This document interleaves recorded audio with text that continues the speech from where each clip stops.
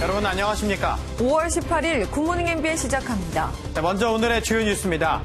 제40주년 5.18 민주화운동 기념식이 오늘 오전 5.18 항쟁 현장인 5.18 민주광장, 옛 전남도청 앞에서 열립니다. 5.18 민주광장에서 기념식이 열리는 건 5.18 민주화운동이 정부 기념일로 지정된 1997년 이후 처음입니다. 정의기억연대가 위안부 피해자들을 위한 경기 안성시의 쉼터를 시세보다 4억 원 비싸게 산 것으로 확인됐습니다. 정의연 측은 각종 논란에 대해 해명했지만 의혹이 커지면서 검찰 수사에 관심이 쏠리고 있습니다. 서울 이태원 클럽발 코로나19 4차 감염자가 2명 발생한 것으로 확인됐습니다. 방역당국은 오늘부터 8주간 입영장병을 대상으로 코로나19 진단검사를 시행합니다. 모레부터 고3을 시작으로 학생들이 차례로 등교 수업에 들어갑니다. 지정좌석제와 복도 한방향 통행, 분반 수업 등 학생 간 접촉을 최소화하고 수업합니다. 입주민에게 폭언과 폭행을 당한 아파트 경비원이 극단적인 선택을 한 지 일주일 만인 어제 가해자로 지목된 주민이 경찰에 출석했습니다. 취재진 앞에서 사과나 해명이 없었고 경찰 조사에선 억울하다며 혐의를 부인한 것으로 알려졌습니다. 네, 오늘 5.18 민주화운동 40주년을 맞아 옛 전남도청 앞인 5.18 민주광장에서 기념식이 열립니다. 정부 주관 기념식이 5.18의 상징적 장소인 민주광장에서 열리는 건 국가 기념일로 지정된 1997년 이후 처음입니다. 이상주 기자입니다. 40년 전인 1980년 5월. 시민군은 전남도청 앞에서 계엄군에 맞서 끝까지 저항했고 이곳은 대한민국 민주주의의 상징이 됐습니다.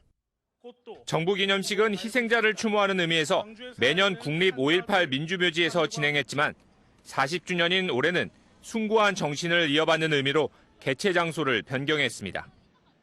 세월은 흘러가도 산천은 안다를 주제로 주요 인사와 5.18 민주유공자 및 유족 등 약 400여 명이 참석한 가운데 오전 10시부터 1시간가량 진행될 예정입니다. 여야 지도부도 기념식 참석을 위해 광주에 모입니다. 더불어민주당은 현장 최고위원회를 열고 진상규명 등을 촉구합니다. 5.18 관련 당내 망언에 사죄한 주호영 미래통합당 원내대표도 취임 후 첫 현장 행보로 기념식에 참석한 뒤 5.18 민주묘지를 참배합니다. 통합당의 비례대표 위성정당인 미래한국당의 원유철 대표 등 지도부와 호남 출신 당선인들도 민주묘지를 참배할 예정이고 민생당 김정화 공동대표와 정의당 심상정 대표도 기념식에 참석한 뒤 민주묘지를 참배합니다. MBN 뉴스 이상주입니다. 더불어민주당이 21대 국회 출범에 발맞춰 5.18 관련법을 1호 법안으로 발의하겠다는 뜻을 밝혔는데요. 하지만 미래통합당 주호영 원내대표가 힘을 모으겠다고 말한 유공자 예우법을 제외하면 심사 과정에서 난항이 예상됩니다. 조창훈 기자입니다. 지난해 2월 당시 자유한국당 인사들의 5.18 폄훼 발언에 여야 의원 166명은 5.18 역사 왜곡 처벌법을 발의했습니다. 5.18 폭동이라고 했는데 10년, 20년 후에 그게 5.18 민주화 운동으로 변질이 됐습니다. 5.18 관련 허위 사실을 유포하면 징역 7년 이하로 처벌하는 내용이 골자인데 상임위에선 단 한 차례도 논의되지 못했습니다. 177석 거대 여당이 된 더불어민주당의 광주 전남 지역 당선인 18명은 21대 국회 출범에 맞춰 이 법의 제정을 다시 추진하기로 했습니다. 다가올 21대 국회에서는 5.18의 철저한 진실규명 그리고 5.18 역사왜곡 처벌법의 처리. 지난 12일 활동을 시작한 5.18 진상조사위의 임기를 늘리고 강제조사권을 확대하는 법안과 유공자 예우법 등도 중점 추진 대상입니다. 이에 맞춰 미래통합당에서도 당내 5.18 왜곡성 발언에 대한 반성의 목소리가 나옵니다. 당이 단호한 조치를 취하지 못했던 게 거기서는 정말 아쉽다고 생각하고 진심을 담아서 그런 부분에 대해서 사죄를 드리고 다만 처벌 대상이 되는 발언의 수위와 양형 기준 등을 놓고 이견이 있는 만큼 유공자 예우법 이외의 법안에 대해선 처리가 쉽지 않을 수도 있다는 전망이 나옵니다. MBN 뉴스 조창훈입니다.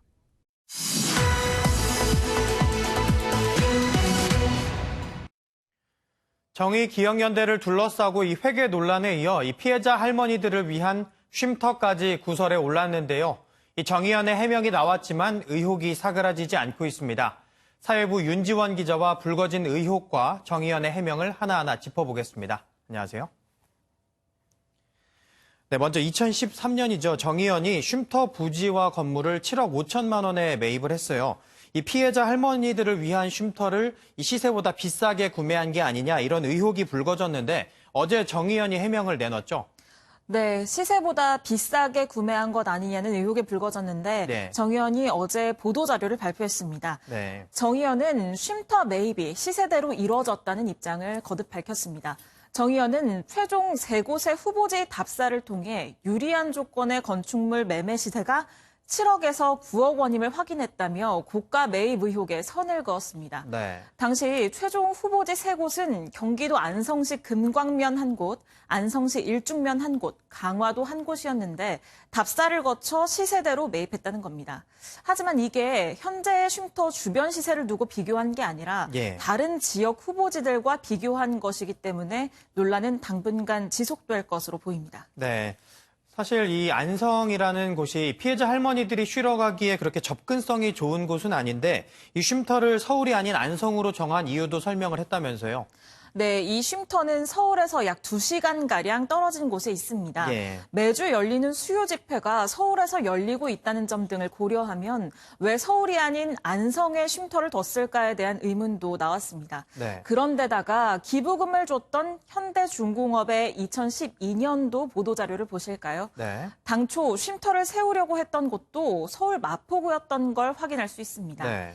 왜 안성으로 바뀌었는지에 대해 정의연은 서울 마포구의 주택을 알아봤지만 10억 원의 예산으로 구입할 수 없었다고 밝혔습니다.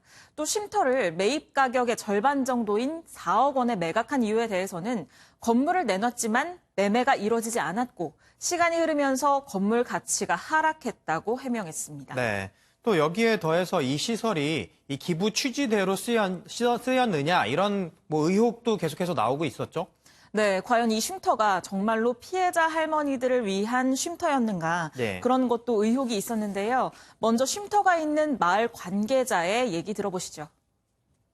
옛날에 초창기에는 집을 사서 이렇게 몇 번 이용을 했을지 모르지만 네, 지금은 없어요. 우리 직원들이나 1년에 여름이면은 한 서너 번 오는 것 같더라고. 네, 온라인상엔 할머니들이 아닌 다른 모임을 위해 사용된 정황도 남아있어 쉼터 운영에 대한 의문도 커졌습니다. 예. 여기에 윤미향당 선인의 아버지가 이 쉼터의 관리인으로 돈을 받으면서 지냈다는 의혹까지 불거진 상황입니다. 네. 이 의혹에 대해서는 뭐라고 해명을 했나요? 네, 우선 정의연은 윤당선인 아버지가 이 쉼터 관리인으로 일했다는 점은 인정을 했습니다. 예. 그리고 또 돈을 지급한 사실도 인정을 했는데요. 예. 교회 사택 관리사 경험이 있던 윤 전 대표의 부친에게 건물 관리를 요청했다는 겁니다. 부친이 수원에 있는 집을 오가며 최근까지 건물 관리를 했고 예. 인건비 명목으로 지난 2014년부터 지난달까지 7천여만 원가량을 지급했다고 설명했습니다. 다만 정의연은 친인척을 관리인으로 지정한 점은 사려 깊지 못했다고 사과했습니다. 네. 또 이 쉼터가 다른 목적으로 쓰인 것 아니냐는 지적에 대해선 애초 이곳이 할머니들뿐 아니라 미래 세대 교육과 활동 지원의 공간이기도 했다고 설명했습니다. 네. 할머니들은 집회 참가 등 여러 활동을 하고 있어 사실상 안성에 있기가 어려웠다고도 덧붙였습니다. 예. 관련한 의혹이 이렇게 계속되다 보니까 이 정치권도 여야로 갈려서 갑론을박이 계속되고 있는데 이 민주당은 뭐라고 입장을 밝혔나요? 네, 민주당 지도부는 이번 논란이 윤당 선인의 자격에 문제가 되지 않는다고 보고 있습니다. 예. 특히 정의연의 30년간의 활동이 부정돼선 안 된다고 강조하고 있습니다. 하지만 당원 게시판엔 당 차원의 입장이 필요하다는 주장도 나오고 있는데요. 오는 20일 최고위원회의를 전후로 논란에 대한 당 지도부의 입장이 나올 수도 있다는 전망이 나옵니다. 예. 네, 피해자 할머니의 문제 제기에 귀를 기울이고 이 각종 논란에 대해서는 명확하게 짚어봐야겠지만 해당 논란이 정쟁의 도구로 쓰이는 일은 없었으면 좋겠습니다. 지금까지 윤지원 기자였습니다. 고맙습니다.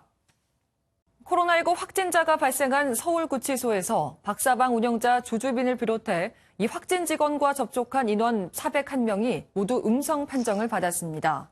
추가 확진자가 나오지 않으면서 서울구치소는 앞으로 모든 재판과 조사를 정상적으로 진행하고 접견도 단계적으로 재개합니다. 다만 확진자와 밀접 접촉한 직원 31명에 대해서는 오는 28일까지 2주간 자가격리를 유지하도록 했습니다. 확진된 여동생과 미용실 등을 함께 간 충북 청주의 요가 강사가 코로나19 확진 판정을 받았습니다. 이 강사와 접촉한 9명 모두 자가격리됐는데요. 최초 감염된 여동생은 이태원 클럽이나 홍대 주점과는 관련이 없는 것으로 파악됐습니다. 윤길환 기자의 보도입니다. 문이 닫힌 충북 청주의 한 미용실입니다. 청주에 거주하는 30대 요가 강사가 어제 확진 판정을 받으면서 방역 당국이 서둘러 동선 파악에 나섰습니다. 앞서 요가 강사의 동생도 확진 판정을 받았는데 지난 13일엔 둘이 함께 이곳 도심의 미용실과 잡화점을 방문한 것으로 알려졌습니다. 여기 원래 마스크 잘 안 하고 다녔는데 하고 나갔어요. 그래서. 확진된 요가 강사는 자택과 수강생의 집에서 요가 수업을 해왔고 증상 발현 이후 4명의 접촉자와 3차례 수업을 한 것으로 확인됐습니다. 이외에도 버스와 택시를 타고 과일 가게와 꽃집을 방문하며 모두 9명과 접촉한 것으로 현재까지 파악됐습니다. 다 자가격리 시켰고요. 지금 검사가 계속 들어가고 있어요. 보건환경연구원에. 결과 나온 건 없고. 이들 자매의 감염은 이태원 클럽과 홍대 주점과는 관련이 없는 것으로 알려졌습니다. 확진된 자매의 감염 경로를 조사하고 있는 청주시는 이들이 탄 버스의 CCTV와 신용카드 내역을 통해 추가 접촉자 여부를 파악하고 있습니다. MBN 뉴스 윤기란입니다. 이태원 클럽발 코로나19 환자 확산의 연결고리로 코인 노래방이 지목되고 있는데요. 지갑이 가벼운 젊은 층의 인기지만 환기가 잘 안 돼서 감염이 빠르게 확산할 수 있다는 게 정부 설명입니다. 전민석 기자입니다. 질병관리본부는 이태원 클럽발 코로나19 N차 감염의 연결고리로 코인 노래방을 지목했습니다. 감염자가 다녀가고 불과 3분 뒤 같은 방에 들어갔다 확진되거나 같은 시간에 다른 방을 썼는데 감염된 사례도 있습니다. 코인 노래방 특유의 구조가 문제라는 지적이 나오는 이유입니다. 코인 노래방은 이렇게 좁은 방이 빽빽이 늘어서 있는 데다 환기도 잘 되지 않습니다. 방 안에 가득 찼던 코로나19 감염자의 비말이 이렇게 문을 열면서 복도로 확산됐을 가능성도 있습니다. 마스크를 안 쓴 채 노래를 부르면 마이크에 비말이 튀어 위험하다는 건 이미 지적된 바 있습니다. 노래를 부를 때는 안에서는 이제 마스크를 쓰기가 어렵고 나올 때는 쓰시더라도 비말이 많이 발생한 그런 상황으로 보고 있습니다. 방역 당국은 20대부터 30대까지 젊은 층의 유병률이 높은 데 주목하고 있습니다.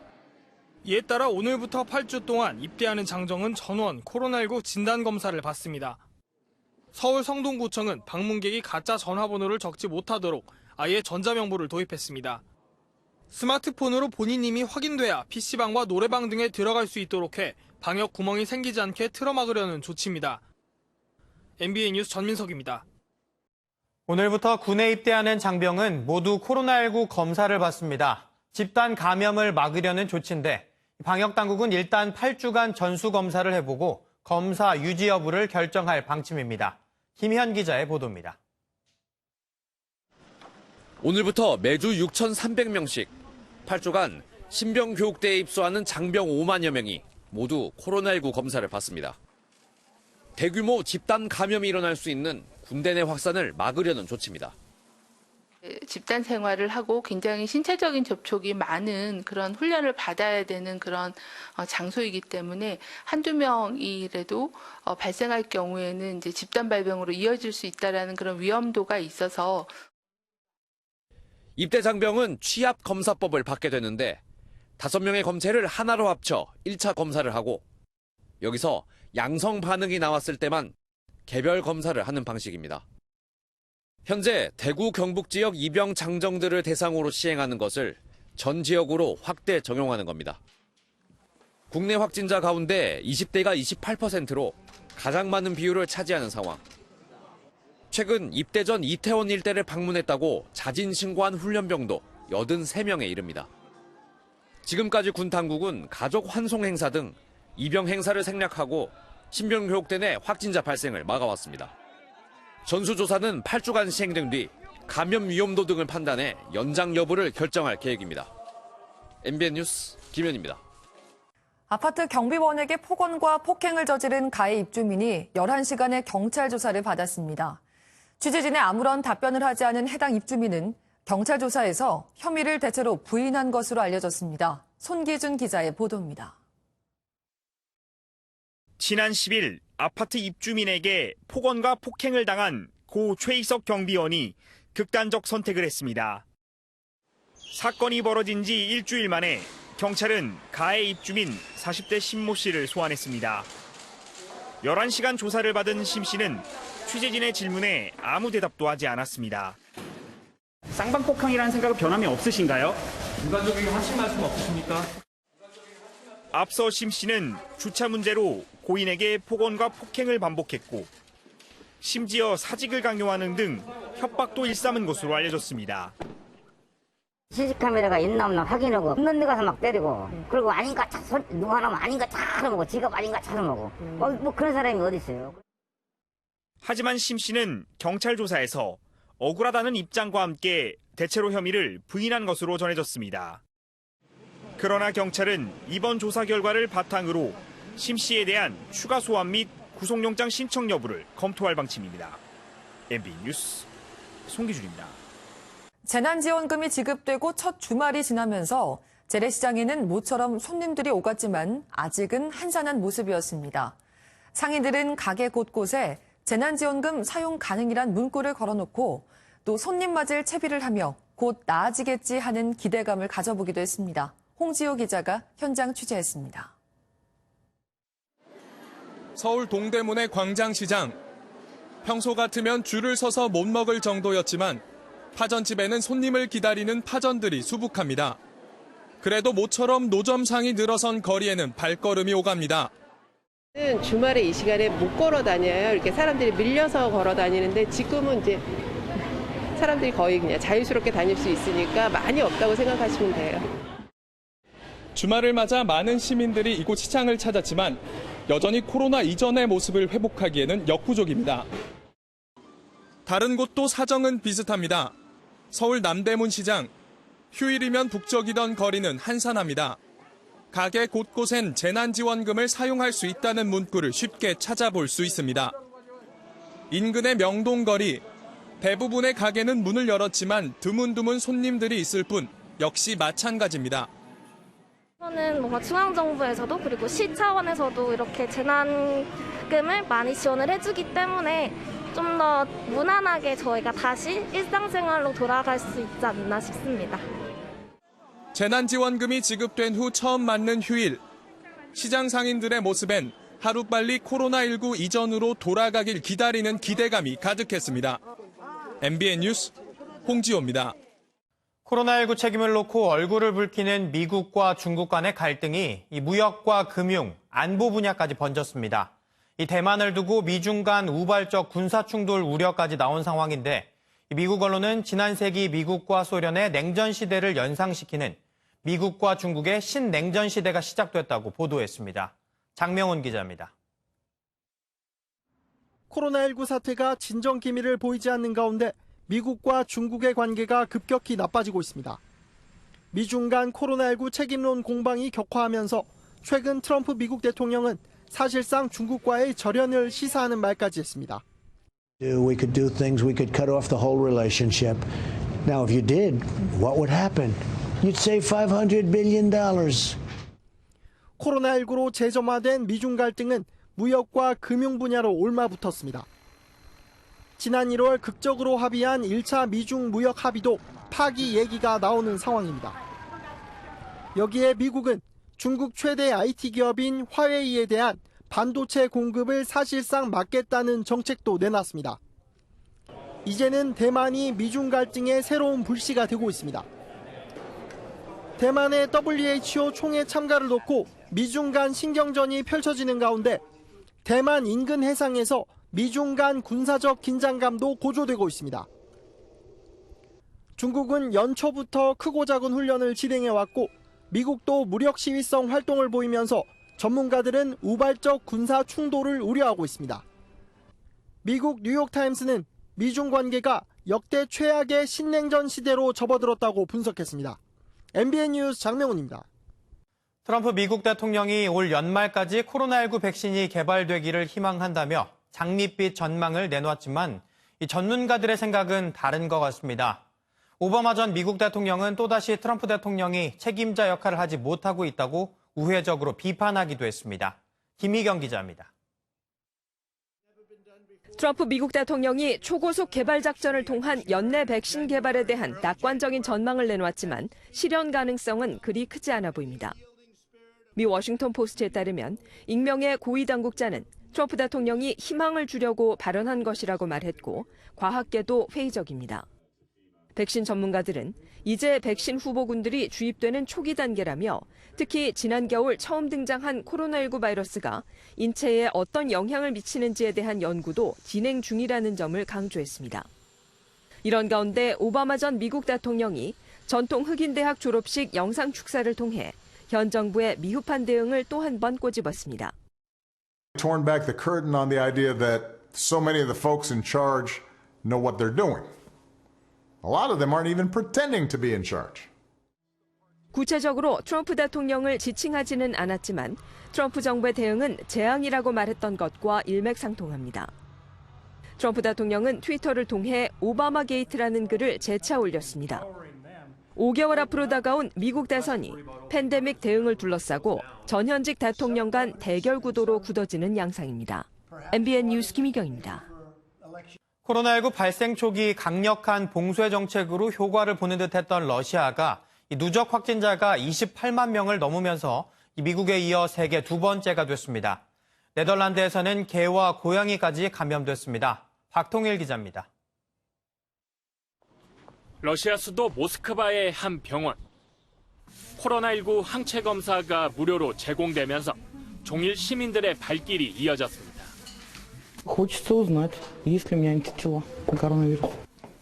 어제 하루 러시아 전역의 신규 확진자는 9,709명. 이틀 연속 10,000명 이하에 머물러 증가세는 둔화됐지만 누적 확진자는 28만 명을 넘어서며 미국에 이어 세계 2위 규모가 됐습니다. 러시아 타스 통신은 지난 3월부터 코로나19의 확산을 피해 서유럽에서 귀국한 러시아인들이 2차 감염을 주도했다고 전했습니다. 네덜란드에서는 개 1마리와 고양이 3마리가 코로나19에 감염됐습니다. 네덜란드 농무부 장관은 한 방송에 출연해 동물들의 감염 사실을 밝히며 동물들이 주인으로부터 감염된 것으로 추정된다고 말했습니다. 네덜란드 보건당국은 동물이 사람을 감염시킬 가능성은 매우 낮다고 밝혔습니다. 앞서 미국 뉴욕에서는 동물원의 일부 호랑이와 사자가 코로나19 양성 판정을 받았습니다. 필리핀에 지난 14일 시속 155km 강풍을 동반한 태풍이 상륙해 건물 수백 채가 파손되고 정전 등의 피해가 잇따랐습니다. 이 과정에서 건물 잔해에 깔리거나 감전 등으로 최소 5명이 목숨을 잃은 것으로 전해졌습니다. MBN 뉴스 박통일입니다. 요즘 상황이 상황이다 보니 어린이들이 놀 만한 공간이 마땅치 않은데요. 예술 감성과 창의력을 일깨워주면서 재미도 선사하는 곳이 주목을 받고 있습니다. 이동훈 기자입니다. 알록달록한 옷을 입은 배우가 멋지게 오페라 아리아를 선보입니다. 재치 있는 대사로 어린이 관객의 호응을 이끌어냅니다. 어린이 오페라 푸푸 아일랜드는 오페라라는 딱딱한 이미지를 벗어나 자녀와 부모님이 함께 즐길 수 있습니다. 재미있고 친구들한테 좋은 추억이 된 것 같아서 좋아요. 사람들이 나와서 노래 부르고 연기하는 게 정말 재밌었어요. 도니체티의 유명 작품인 사랑의 묘약을 각색한 푸푸 아일랜드는 최초의 어린이 오페라로서 관객 참여형 공연입니다. 내 아이가 공연장에 와서 웃을 수 있고 감동받을 수 있을 거라라는 확신을 가지고 만들었습니다. 코로나의 어려운 상황 속에서 정말 열심히 준비했고 선명한 원색의 놀이기구들이 어린 손님들을 유혹합니다. 1101 어린이 라운지는 유명 작가인 에르베 틸레와 앤서니 브라운의 작품을 온몸으로 느낄 수 있습니다. 아티스트들을 만나볼 수 있는 경험은 물론 아티스트들의 워크숍을 직접 체험하고 즐기면서 아이들이 특별한 예술 체험을 할 수 있는 공간입니다. 바깥놀이를 즐기기 어려운 어린이들이 안전한 공간을 택해 예술적 감성을 일깨우며 부모님과 소중한 추억을 쌓아가고 있습니다. MBN 뉴스 이동훈입니다. 코로나19 이후 세계에서 처음 열린 KLPGA 챔피언십에서 박현경 선수가 짜릿한 역전 우승을 차지했습니다. 스포츠 소식 김동환 기자입니다. 김리안의 티샷이 그린을 굴러 그대로 홀컵으로 들어가 홀인원이 됩니다. 공미정은 두 번째 샷을 홀컵에 바로 넣어 샷이글. 코로나19 이후 세계에서 처음 재개된 골프대회답게 묘기샷이 속출했습니다. 그중에서도 최고는 후반 3홀 연속 버디를 잡는 뒷심으로 세타차를 뒤집은 박현경이었습니다. 김효주, 김세영, 배선우 등 세계적인 선수들을 제치고 데뷔 첫 우승을 차지한 박현경은 차세대 스타로 떠올랐습니다. 하나 정진호의 직선 타구가 롯데 투수 이승헌의 머리를 향합니다. 피할 새도 없이 머리를 강타당한 이승헌은 구급차에 실려 병원으로 이송됐고 두부 미세골절 진단을 받았습니다. 삼성 투수 라이블리에게도 심우준의 빠른 타구가 날아들었습니다. 라이블리는 급하게 손을 갖다 댔지만 공을 잡을 수 없을 정도로 통증이 컸습니다. 전력 질주하던 하주석이 허벅지 근육을 다치고 공을 쫓아가던 권희동이 벽에 부딪히는 등 아찔한 장면이 속출했습니다. 선수들의 투혼 속 NC가 홈런 4방을 몰아치며 SK를 완파하고 1위를 질주했습니다. NC는 6연승, SK는 9연패. 하나는 연장 10일에 상대 투수의 복구로 끝내기 승리했고 KT는 삼성과 3연전을 모두 이겼습니다. MBN 뉴스 김동환입니다. 다음은 굿모닝 월드입니다. 속상할 땐 마음 맞는 누군가와 툭 터놓고 얘기하고 싶어지는데요. 경찰서로 찾아간 이분, 번지수 제대로 짚으신 것 같네요. 차량 한 대가 셔터 문을 그대로 밀고 들어옵니다. 이윽고 차에서 내린 남성. 엉거주춤 몸을 제대로 가누지 못하는 게 왠지 범상치 않아 보이는데요. 미국 위스콘신주의 경찰서 주차장 CCTV에 찍힌 영상입니다. 경찰 조사 결과 47살의 이 남성은 집에서 다툼이 있어 속상한 마음에 상의하고 싶어 이렇게 경찰서를 찾아왔다고 하는데요. 하지만 술에 취해 맨정신이 아니었던 이분. 속상한 일을 상의하기는커녕 음주운전 혐의로 현장에서 체포됐다고 합니다. 다행히 다친 사람은 없었다고 하네요. 서울시는 지난 13일부터 지하철이 혼잡할 때 마스크를 착용하지 않으면 탑승을 제한하고 있는데요. 미국에서는 이런 승객을 제지하려던 경찰의 대응이 또다시 도마에 올랐습니다. 미국 뉴욕의 한 지하철역.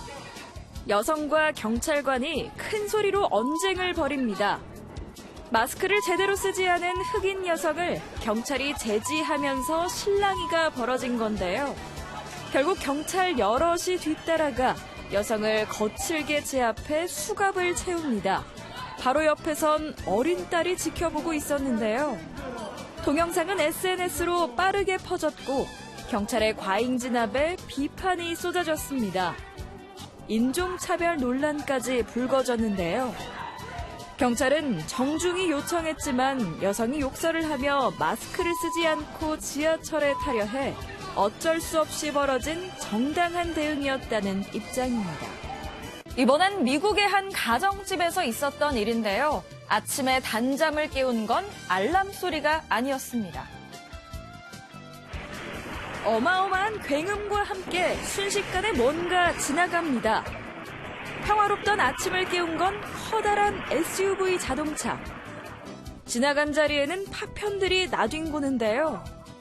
지난 금요일 미국 플로리다주의 한 주택에서 있었던 일입니다.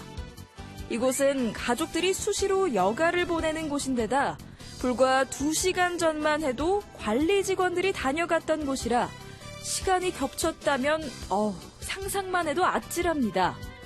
다행히 사고 당시엔 모두 집안에 있어 화를 면했지만 이런 일이 처음이 아니라니 뭔가 대책이 꼭 필요하겠네요. 지금까지 굿모닝 월드였습니다. 오늘과 내일 이틀에 걸쳐서 전국에 비 소식이 들어있습니다. 아침에 경기 북부를 시작으로 늦은 오후가 돼서야 전국에서 비가 오겠고요. 밤 사이에는 잠시 소강 상태에 들었다가 내일 새벽부터 다시 비가 오겠습니다. 예상되는 비 양을 살펴보시면 영동 북부에서는 200mm 이상, 경기 북부와 영서 북부, 일부 동해안에서는 많게는 150mm 이상, 서울을 포함한 경기 남부와 영서 남부에서는 30에서 80mm, 충청과 전북, 경북 북부에서는 20에서 60mm, 그 외 지역에서는 5에서 20mm가 되겠습니다. 특히 오늘 오후부터 내일 새벽 사이에는 수도권과 강원 지역에서 시간당 30mm 이상의 세찬 비와 함께 돌풍과 천둥, 번개를 동반할 수 있겠습니다. 또 중부 내륙과 경북 내륙에서는 우박이 떨어질 가능성도 있습니다. 지금 수도권과 강원 동해안에서는 비가 내리는 곳이 있습니다. 대기가 불안정해지면서 비구름이 만들어진 건데요. 동쪽 곳곳에서는 출근 시간에 빗줄기가 굵어졌다 약해지기를 반복하겠습니다. 앞으로 서해상에서 먹구름이 계속 들어오면서 늦은 오후에는 전국에서 비가 오겠습니다. 한편 아침부터 낮 사이 남쪽 비구름의 영향으로 제주와 해안가에선 비가 내리겠습니다. 단 내륙 지역에서는 비가 오기 전까지 공기가 탁하겠습니다. 경기 남부와 충북, 대구에서는 오전까지 나쁨 수준, 서울과 인천, 세종은 오전에 일시 나쁨 수준이 예상됩니다. 늦은 오후부터 비가 내리기 때문에 오늘 낮 기온은 대부분 25도 이상 다소 올라 덥겠습니다. 비는 내일 오후부터 밤 사이엔 대부분 그치겠고요. 기온도 내일부터는 크게 내려가겠습니다. 날씨였습니다.